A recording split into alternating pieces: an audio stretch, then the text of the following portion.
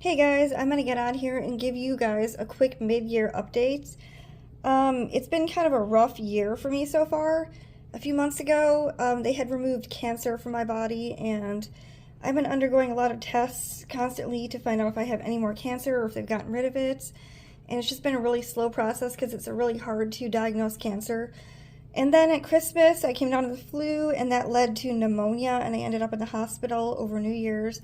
So it's been kind of a rough half of the year. I'm going to show you guys what we've done this year and what's been working for us. So for language arts for my 10th grader, he is working through Easy Peasy Literature and Composition 2, and he has been working through it. We've taken a little break to work through Wordsmith Craftsman, and I really like what he's learning so far from here. We are still using the Easy Peasy vocabulary and the Easy Peasy literature portion. We're just pulling out the writing aspects, and he's going through this one. And I really think it's really appropriate for 9th and 10th graders to learn how to write properly. He is planning on doing some dual enrollment next year, and I wanted to make sure that he gets his writing up to a really high level before that. For history, for my 10th grader, he's working through Whirlwind World History, and that's from Guest Hollow, and he's really loving it.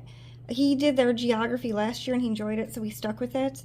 Some of his favorite books he's gotten through have been The Art of War, and then this other book that's used throughout the whole year, The Smithsonian History of the World in 1,000 Objects. He really loves this book. Some of the craft projects, we just pick and choose, and we don't do a lot of craft projects, but we like to add a few in. He did do this mosaic, and he did this lantern.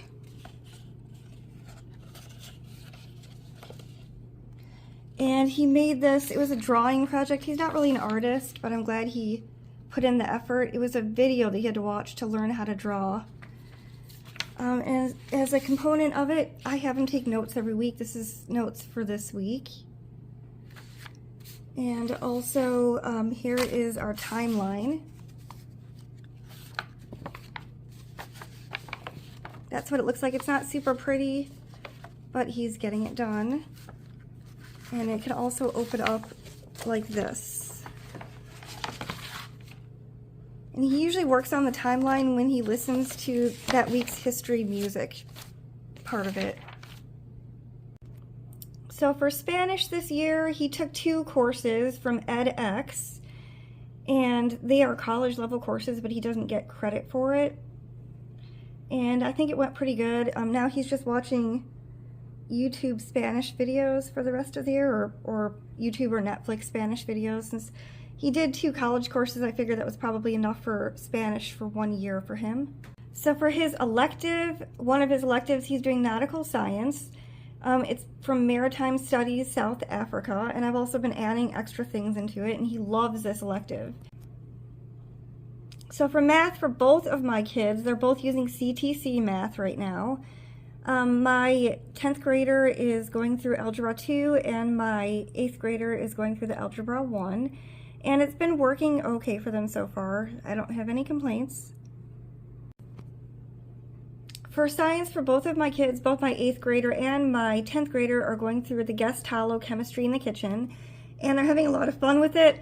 When I was going through my cancer mess, I had switched them to another chemistry that they could work more independently and complete it on their own easier, and they both hated it. So after 2 weeks, we switched back to this.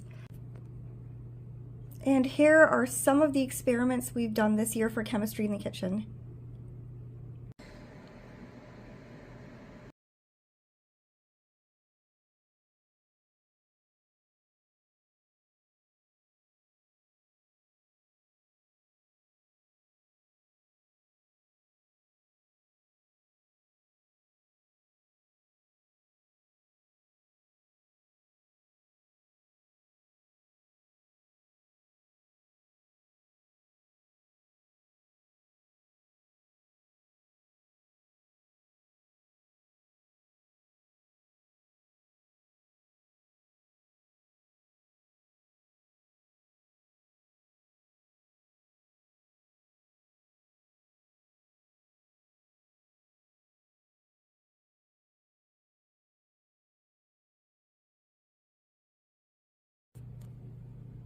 So from the chemistry and the kitchen that both of my kids are finishing, this is their favorite book, so do not skip out on this book.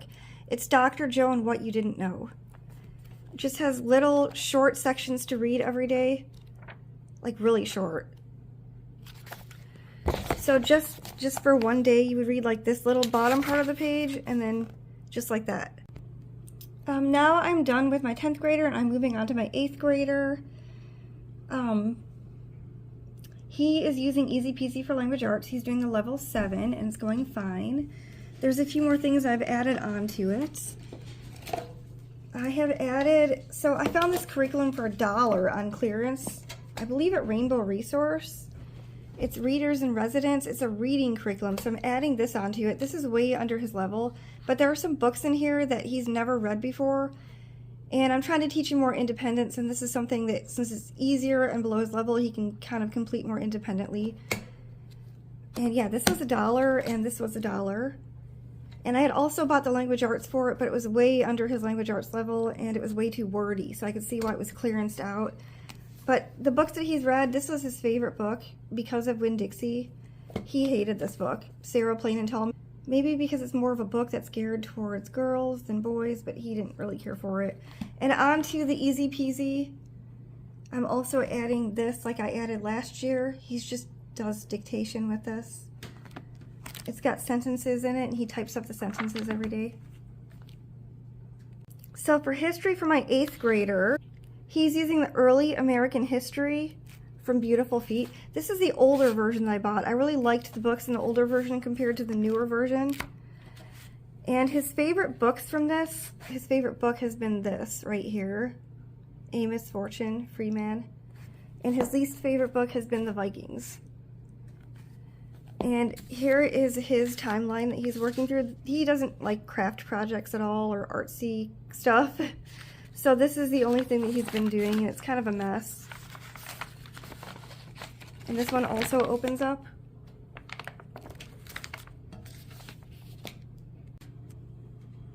The last subject that my 8th grader is taking is Spanish.